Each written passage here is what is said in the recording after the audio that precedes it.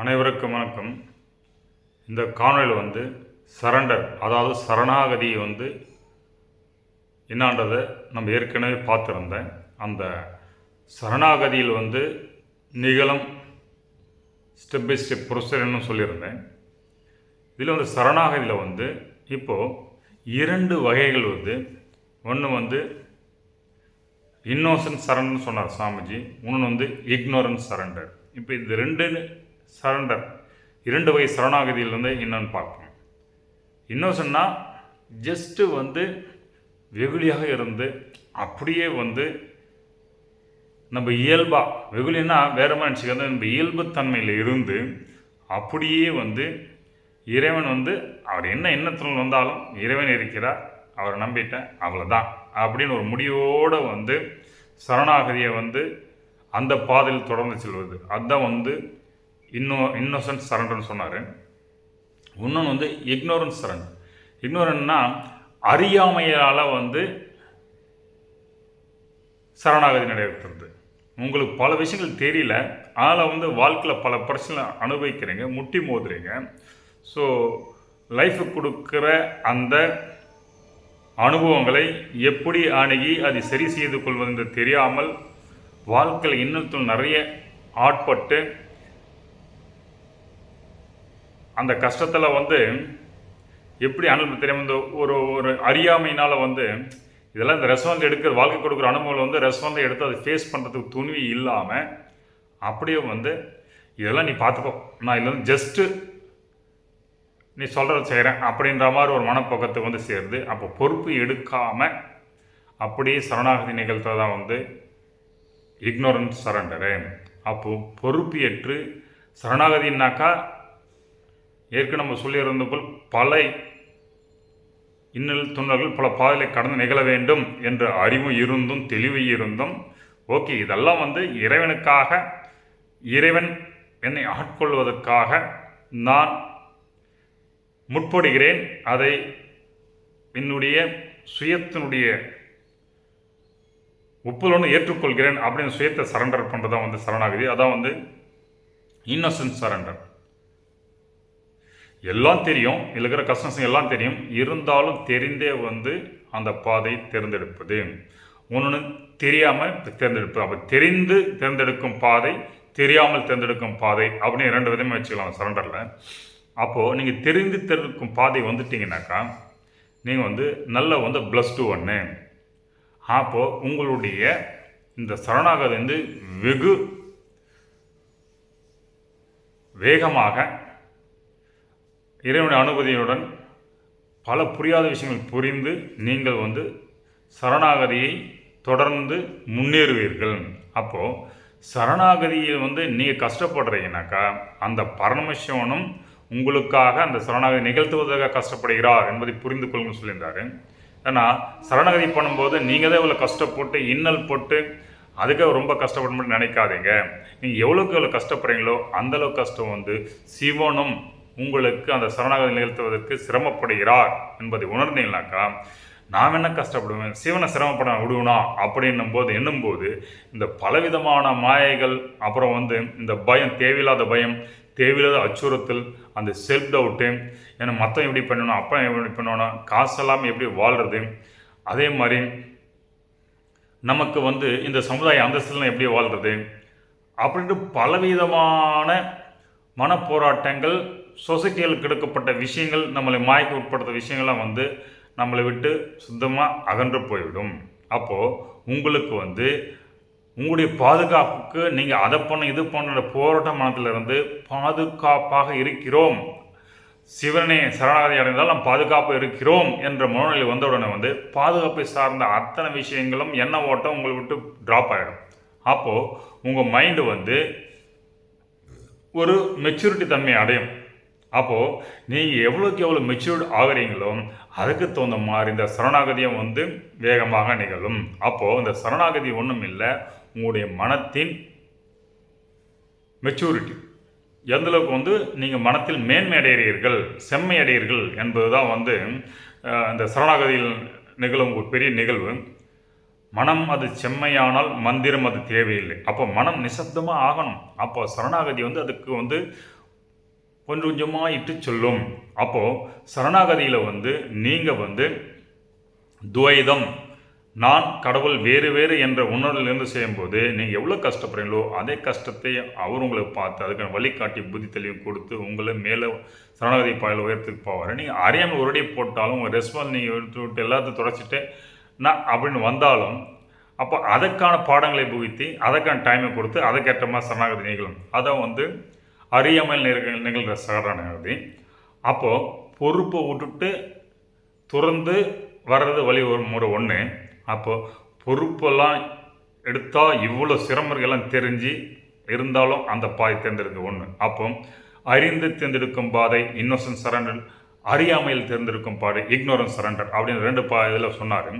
அப்போது இந்த பாதை நீங்கள் சரணாகதி நிகழ்த்தும் போது சிவனும் உங்களுக்காக வந்து கஷ்டப்படுகிறான்னு சொல்லார். அப்போ சிவன் ஏன் கஷ்டப்பட நம்ம ஒத்துழைக்க நம்ம சுயம் அதுக்கு வந்து துணை பிறந்த நம்ம ஈக தானாக வந்து மெல்ட்டாய் சரணாகதி வந்து நிகழ்ந்து வேகமாக நிகழும். அப்போது சரணாகதி வேகமாக நிகழ உங்களுக்குள்ள எல்லாமே வந்து அனுபவபூர்வமாக மாறும். அப்போ அனுபவபூர்வமாக மாற உங்களுக்கு வந்து ஒரு மியர் நாலேஜ் இல்லாமல் அனுபவங்களாக இருக்கும்போது மைண்டு தன்னைத்தானே குறைஞ்சிரும். மைண்டுடைய ஆதிக்கம் தன்னைத்தானே வந்து கீழே போயிடும். மைண்ட்னா என்ன, நம்ம தெரிந்த விஷயங்களை திரும்ப ரெக்கார்டு மாதிரி நம்மளுக்கு உணர்த்துவதற்காக மைண்டு. அப்போது அந்த தெரிந்த விஷயங்கள் ஒரு அனுபவம் மாறிட்டாக்கா அந்த இன்ஃபர்மேஷன் ஒரு மெமரி நம்மளுக்கு தேவையில்லை. ஏன்னா அனுபவம் வந்து உள்ளுக்குள் உணர்வுகள் இருக்குது. அப்போது அனுபவம் மாறணும். அனுபவம் மாற உங்களுக்கு மனம் என்பது அப்படியே கரைந்து மனமற்ற நிலையிலும் போயிட்டு அதை உயர்நிலையாக ஒரு உணர்வுகளிலிருந்து இயங்க முடியும். அந்த பியூர் கான்சியஸ் இயங்கிறது. அப்போது அத்வைதம் என்ற இரண்டைப்பு தன்மை இருக்கும்போது உங்களுக்கு வந்து சரணாகதி நிகழ்வு சிரமம் இருக்குது. துவைதம் என்ற இரட்டைப்பு தன்மை இருக்கும்போது உங்களுக்கு சரணாகதி நிகழ்வு சிரமம் இருக்குது. அதில் வந்து படிப்படியாக முன்னேற உங்களுக்குள் புத்தியில் உதைக்க மைண்ட் மெச்சூரிட்டி ஆக உங்களுடைய சிந்தனை ஓட்டங்கள் மாறும். அதற்கேற்ப சிந்தனை ஓட்டக்கேற்ப உங்கள் அறிவுநிலை மேம்பட உங்களுக்குள்ள வெளிப்படும் ஆற்றலும் வெளிப்படும். அப்போ ஆற்றல் அதிகமாக நீங்கள் இறை நோக்கி பயணத்தில் முன்னேறி கொண்டே போகிறீர்கள் அர்த்தம். அப்போது உங்கள் ஆற்றல் வரை எங்கே நடக்குது, மனதின் குறுக்கீடால் மனம் வந்து மாய்க்கு உட்பட்டு உங்கள் டைம் விரயத்தை சேர்ந்து ஆற்றல் வந்து விரயமாகுது. ஏன்னா ஆற்றலை ஆக்கவும் முடியாது, அழிக்கவும் முடியாது. ஒரு ஆற்றல் வந்து உணர்த்துக்கு நம்ம பயன்படுத்திக்கலாம். அப்போது அந்த ஆற்றலை யார் எப்படி பயன்படுத்துகிறாங்களோ அதை பொறுத்து அவர்கள் இந்த வாழ்க்கையில் மேன்மை கொள்கிறார்கள், மேன்மை அடைகிறார்கள், உயிர் மலர்கிறது. அப்போது இந்த ஆற்றலை வந்து நீங்கள் வெறுமன மனத்தின் போக்கில் சென்று மற்ற சொசைட்டி கண்டிஷனில் வந்து அதை சிந்தித்து அதை செயல்படுத்திய டைம் விரைவு செய்து வாழலாம். இல்லை உங்களுடைய ஆன்ம உள்ளுக்குள்ள உணர்த்தத்தை விசித்து சிவன் உங்களுக்கு அருளும் புத்தியை கொண்டு அந்த புத்தியினால் மனதை இயக்கி மனத்தை வந்து செம்மைப்படுத்தி நீங்கள் வந்து உங்கள் லைஃபுடைய சிரமங்களையும் அணுகி அனுபவம் மாற்றி உங்களுடைய சரணாகதி நிகழ்த்தலாம். அப்போது எப்படி போன்ற பாதையை சுயத்து கொடுத்துட்டாரு. அந்த சுயம் இந்த பாதையை தேர்ந்தெடுத்தால் வேலை மிச்சம். ஈசனும் வந்து அவ்வளோ வந்து உங்களுக்கு டைம் எடுக்க தேவையில்ல, டக்குன்னு உங்களுக்கு தூக்கி போயிடுவார். இது எப்படின்னாக்கா எல்லாருக்கும் இந்த கார் ஓட்டுறது தெரியும். அதில் வந்து கியர் போட்டு விடும். இப்போ வந்து ஒரு வந்துச்சு கியர்லெஸ் காருன்ட்டு. அது வந்து ஆக்சிடென்ட் கூட சல்லுன்னு போயிட்டே இருக்கும். அப்போது இது ஆக்சிடென்ட் கொடுக்க போகிறது வந்து ஒரு கிராஜுவல் இம்ப்ரூவ்மெண்ட்டு. ஆனால் கியர் போட்டு சொல்லுவோம் ஒரு ஸ்பீடு ஸ்பீட் டக்குன்னு மாற்றலாம். அப்போ ஒரு நிலையிலேருந்து இன்னொரு நிலைக்கு மாற்றலாம். அப்போது உங்களுக்கு தெரிஞ்சு 5 ஸ்பீட் காரை வந்து நிறைய இடத்துல பார்த்துருக்கீங்களே. அப்போ அந்த 5 ஸ்பீடு காரை எடுத்து நம்ம உயிரின் அவஸ்தைகளாக 5 நிலைகளை ஒப்பிட்டால் ஒன்று வந்து உறக்கம், சொப்பனம், கனவு நிலை, அப்புறம் வந்து விழிப்பு நிலை, அப்புறம் விழிப்பில் உணர்ந்தல் அவைக்கன் ஸ்டேட் சொல்லுவாங்க, அலைவ் ஸ்டேட் விழிப்பில் உயர்நிலை அப்படின்னு சொல்லிட்டு இந்த 5 நிலைகள் சொல்லுவாங்க. அதே வந்து இங்கிலீஷ் சொன்னாக்கா wake state, dream state, sleep state, awaken state, alive state சொல்லுவாங்க. இந்த 5 நிலைகள் வந்து 5 கியர்களை வச்சுட்டாக்கா நீங்கள் எந்த நிலையில் இயங்கிறது வந்து உங்களை பொறுத்து. அப்போ ஒரு நிலையிலேருந்து ஒரு நிலைக்கு மாறினாக்கா கியர் மாற்றி டக்குன்னு உங்களால் உயர முடியும். நான் படிப்படியாக கொஞ்சமாக அனுபவப்பட்டு அடிப்படி கொஞ்சம் வரனா வாங்க, ஒன்றும் பிரச்சனை இல்லை. ஆனால் அந்த சரணாகதி பாதையில் உங்களுக்கு நிறைய டைமும் எனர்ஜியும் விரயமாகுது. அப்போது நீங்கள் இந்த கியர் போடுறத நம்ம சிவன் வச்சுட்டாக்கா அவரை கியர் போடுறதுக்கு மட்டும் நீங்கள் அனுமதி கொடுத்துட்டிங்கன்னா உங்களுடைய அப்படியே டக்குன்னு அந்த மனத்தின் நிலைகளை வந்து மனத்துக்கு வந்து 5 நிலைகள் உண்டு, 5 மனங்கள் உண்டு. அப்போ 5 மனநிலை எப்படி இருக்கிறீங்களோ அந்த மென்டல் மெச்சூரிட்டி எப்படி இருக்கோ அதற்கு ஏற்ற போல அறிவின் 7 நிலைகளுக்கு வந்து மாற்றுவார். அப்போது இன்னும் மைண்ட் மெச்சூரிட்டி ஸ்டேட்டில் இருக்கீங்களோ அதுக்கேற்ப அறிவு தான் உங்களுக்கு வந்து உங்கள் சித்தத்தில் வந்து புத்தியில் வந்து உதயமாகும். அந்த புத்தி அந்த அறிவுக்கேற்ற விஷயங்கள் வந்து சித்தத்திலேருந்து மனதுக்கு காமிக்கும். மனம் வந்து அந்த குறிப்பிட்ட விஷயங்கள் புத்தி காமிச்சு மட்டும் அதை தேர்ந்தெடுக்கும். இதுக்குள்ளே உழன்று கொண்டு இருக்கும். அப்போது உங்களுடைய மனதின் மெச்சூரிட்டி ஆக ஆக மனத்தின் 5 நிலைகள் என்னன்றதை இப்போ சொல்கிறேன் நான் 15 சொன்னது. அப்போ 5 நிலையில் ஒரு நிலை உயர முடியும். இந்த மனதின் நிலைகள் உயர உயர மெச்சூர்ட் ஆக ஆக உங்களுக்கு அறிவின் 7 நிலைகளும் உயர்ந்து போகலாம். அப்போ மனதின் மெச்சூரிட்டி அறிவின் நிலைகள் உயர உயர உங்களுக்கு ஆற்றல் உங்களுக்குள்ள பெருகும். உங்களுக்கு வர ஆற்றல் வந்து விரயமாகாமல் தேவையில்லாமல் சிந்தனைகளை போட்டு மனதின் அந்த ஆற்றலையே வந்து சிந்தனையிலேயே செலவழிக்காமல் ஆக்கப்பூர்வமாக அந்த ஆற்றலை நீங்கள் வந்து உங்களுக்குள் நிகழ்த்த முடியும். அப்போ உங்கள் உடம்புக்குள்ள ஆற்றல் தங்கு தடையின்றி போகுதுனாக்கா இந்த உடல் ஆரோக்கியமாக வந்து தானாக வந்து வெளிப்படும். அப்போது உடல் ஆரோக்கியத்துக்கு கேடு என்னன்னாங்க ஆற்றலை வந்து போவதற்கு அனுபவிக்கலை. ஏன் நம்ம அதுக்கு தடை விதிக்கிறேனாக்கா உங்கள் எண்ணங்களால் வரும் தடைகள் தான். உங்கள் எண்ணங்களுக்கு ஏற்ப உங்களுக்கு வந்து பேட்டர்னைஸ்டு வே ஆஃப் வந்து மசில் மெமரி ரிவீல் ஆகுது. அதற்கேற்ப உங்கள் மைண்டை வந்து உங்கள் பிரெயினை பார்த்துட்டு அதுக்கேற்ப கமாண்டை வந்து உடலுக்கு கொடுக்குது நர்வு மூலிமா. அப்போது உங்கள் எண்ணங்கள் வந்து எப்படி இருக்குன்றது வந்து நீங்கள் இருக்கிற தன்மையை பொறுத்து ஸ்பேஸை பொறுத்து இருக்குது. அப்போ அந்த ஸ்பேஸ் எப்படி இருக்குனாக்கா உங்கள் மனத்தின் அமைப்பு பொறுத்து. உங்கள் மனத்தின் அமைப்பு நல்லா இருந்தாக்கா நல்ல ஸ்பேஸ் இருக்கும். நல்ல ஸ்பேஸ் இருந்தாக்கா நல்ல நிலையிலிருந்து புத்தி இருக்கும். நல்ல புத்தி இருந்தால் நல்ல அறிவு இருக்கும். நல்ல அறிவு நல்ல விஷயங்களை தேர்ந்தெடுத்து டக்குன்னு வாழ்க்கையில் முன்னேறுவீங்க. வாழ்க்கையில் வர விஷயங்கள்லாம் வந்து எவ்வளோ பெண்ணில் வந்தாலும் அழகாக அசால்ட்டாக சிரமப்படாமல் அதை கடந்து போவீர்கள். அதற்கான உக்தியும் புக்தியும் வந்து சிவன் உங்களுக்கு அளிப்பார். அப்போது அந்த புக்தியை வந்து கொடு அப்படின்னு நம்ம கேட்டால் போதும். சரணாகதியில் கொடுத்துட்டா போதும், எல்லாமே அவர் கொடுப்பாரு. நீங்கள் வாழ்க்கையில் வர எல்லா விஷயங்களும் பெருப்பைகளும் தூசியம் ஊதி போயிட்டே இருக்கலாம். நீங்கள் எதை குறித்தும் பயம் இருக்காது, எதை குறித்தும் கவலை இருக்காது, கோபதாவது உள்ள உட்பட மாட்டீர்கள். போராமை பட்சத்து ராங்களுக்கு உட்பட்டு இயங்குகிற தன்மையிலேருந்து வெளியே வந்துடுவீங்க. தத்துவங்களுக்கு அப்பாற்பட்டு போகிற தன்மையிலேருந்து வந்துடுவீங்க.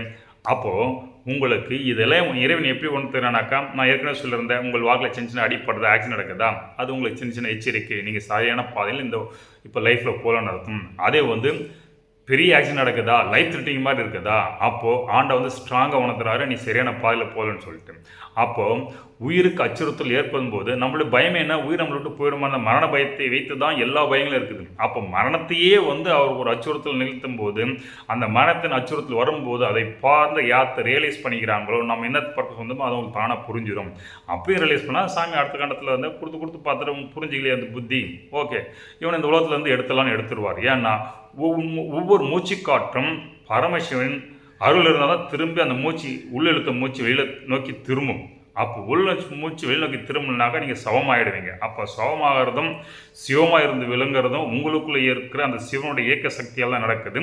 அப்போது உங்கள் ஒவ்வொரு நொடியும் ஒவ்வொரு சுவாசத்தையும் பார்த்து கவனித்து கொண்டு சிவன் இருக்கிறார். அதனால் வந்து நீங்கள் இந்த உலகத்தில் யாரும் நம்மளை பார்க்கலாம் நினச்ச மாதிரி எதனா செய்யலாம் நினைக்காதீங்க. இப்போ இந்த உலகத்தில் நீங்கள் செய்கிறதில் வந்து ஷார்ட் டைமில் வந்து உங்களுக்கு டக்குன்னு வெளியிடலாம். லாங் டைமில் வந்து உங்கள் கான்சியஸ் எல்லாமே பதிவாகுது. அப்போது நீண்ட அந்த உணர்வில் பதிவான விஷயங்கள் தான் வந்து உங்களுக்கு வந்து வாழ்க்கை மூலம் வருது. அப்போ ஒரு சிலருக்கு வந்து இது உணர்வாங்க. எப்படின்னாக்கா மனத்தை வந்து அருகில் போய் பார்த்துட்டு வந்தவங்களுக்கு மரண தருவாயில் வந்து ஒரு புதுவிதமான அனுபவம் இன்பமும் கிடைக்குது. நம்ம இறக்கிறதுக்கு முன்னாடி ஒவ்வொரு ஆன்மாவுக்கும் அவங்களுக்கு வந்து அவங்க இந்த ஒரு வாழ்க்கையில் அனுபவித்தது அவ்வளோ இன்பமான ஒரு நிசப்தமான எண்ணங்களற்ற ஆனந்தமான உச்சமான ஒரு நிலை கிடைக்கும். அந்த நிலை கிடைக்கும் போது அதிருப்தி வருதுன்னு வச்சுக்கோங்களேன். ஐயோ நம்ம இவ்வளோ ஆனந்தமாக இருக்கிறோமே அப்படின்னு அந்த அனுபவிக்கிற நேரத்தில் ஒரு சில அதிருப்தியான விஷயங்கள் வரும். நம்ம இது சில அதை சில குறை உணர்வு வரும். அந்த குறை உணர்வு வந்தோடனே திரும்ப வந்து அந்த உயிர் வந்து இந்த உடலை நோக்கி வர பார்க்கும். அப்போது அந்த அதிருப்தி நிலை உயர்நிலை இதுக்கு இடையில் இருக்கக்கூடிய போராட்டத்தை உயிரின் ஊசலாட்டம் வாழ்க்கை உயிர் துறக்கும் போது அப்போது இந்த ஊசலாட்டம் நடக்க ஒரு ஸ்டேஜ் வந்த உடனே ஓகே இந்த உயிருக்கு வந்து உள்ளே வர பார்க்கும். பேரானந்தம் பேரண்ட வழி இதுவும் இருக்குது காமிக்கும். ரெண்டுத்துக்கு ஊசல் நடக்க அந்த உயிர் போராட்டம் கொஞ்சம் கொஞ்சமாக அடங்கி இந்த உடல் அந்த நினைத்த விஷயங்கள் அடைய முடியாததுக்கு இப்போ இருக்கிற உடல் தகுதி இல்லைன்னு வந்து அந்த உயிர் உள்ள வந்து பார்த்து தெரிஞ்சுக்கிட்டு கடைசியில் வேறு வழி இல்லாமல் உயிரை துறக்குது. அப்போது அந்த உயிரை துறக்கும் போது அதற்கு உணர்த்தப்பட விஷயங்கள் என்னாக்கா, இந்த ஜென்மத்தில் நான் செஞ்சு இதுக்கு செஞ்ச விஷயங்கள் என்ன, அதில் இமீடியட்டாக நம்ம செய்ய வேண்டிய விஷயம் என்னென்ன ஒரு நல்ல புரிதல் வந்து அந்த நிலையில் கிடைச்ச உடனே அந்த புரிதலை கேட்டவன அந்த கர்மத்தை அனுபவிக்கிறதுக்காக இன்னொரு உடம்பை தேர்ந்தெடுத்து உயிர் திறந்து இன்னொரு உடம்புக்கு போகுது. இதான் வந்து பிறப்பு இறப்பில் நடக்கிற விஷயம். நாம் எப்பவுமே அழியாமல் இருக்கிறோம். ஒவ்வொரு உடம்பில் ஏற்பட்ட அனுபவங்கள் வந்து இந்த உணர்வுகள் பயந்து கொண்டே போகிறது. அந்த பதிந்த உணர்வுகள்லாம் வந்து அனுபவம் மாறி ஒரு ஆழ்ந்த புரிதலாக நடந்து உணர்வில் பதிய மென்டல் மெச்சூரிட்டி உருவாக புத்தி அறிவு மலர புத்தி உயர்ந்து அதி உணர்ந்த நிலையில் நீங்கள் சிவத்து நிலையை அடைவீர்கள். எல்லாமற்ற என்னது எல்லையற்ற நிலையில் இருக்கிற சிவத்தினுடைய குணங்களை கடந்த நிலையில் அடைவீர்கள். அப்போ அந்த குணங்கள் 5 அந்த குணங்கள் 5 நிலைக்கு எப்போ அறிவு நிலை எப்படி ஏற்படுது, மனநிலை எப்படின்றது கோரிலேஷன் வந்து அடுத்த காலையில் பண்ணலாம். இப்போ பாத் ஆஃப் சரணில் இன்னோசன்ஸ் சரண் இக்னோரன்ஸ் சரண் அப்போ 2 விஷயங்கள் இருக்குது. இந்த 2 விஷயங்களை வந்து நீங்கள் எந்த விஷயத்தில் தேர்ந்தெடுத்து அதுக்கு தகுந்த மாதிரி உங்கள் என்லைட்மெண்ட் ஆகலும், உங்களை சரணாகதி நிகழும். ஸோ சரணாகதின்ற பாதையில் வந்து இதெல்லாம் நம்ம ஃபேஸ் பண்ண வேண்டியது இருக்குது. அப்போது சரணாகதியை நிகழ்த்தும் போது நீங்கள் வந்து அழகாக வந்து இயங்கலாம். எதுக்கும் வந்து கவலைப்படாமல் எதை பற்றி யோசிக்காமல் அப்படியே வந்து சிவன் வழிகாட்டும் துணையோடு நீங்கள் ஆன்ம மலர்ந்து ஆன்மா வந்து உங்களுக்குள்ளே இருந்து வழிநடத்தி கொண்டே போகலாம். அப்போ அந்த வழிநடத்தலை வந்து நீங்கள் அப்படியே போய்கொண்டு வாழ்க்கையில் அகம் மலர்ந்து இந்த ஆன்மா மலர்ந்து உயிர் மலர்ந்து உன்னத நிலையை அடைந்து சிவத்தில் புகுந்து சிவனாக ஆகலாம் என்பதை கூறி இந்த காணொளி கண்டமைக்கு நன்றி.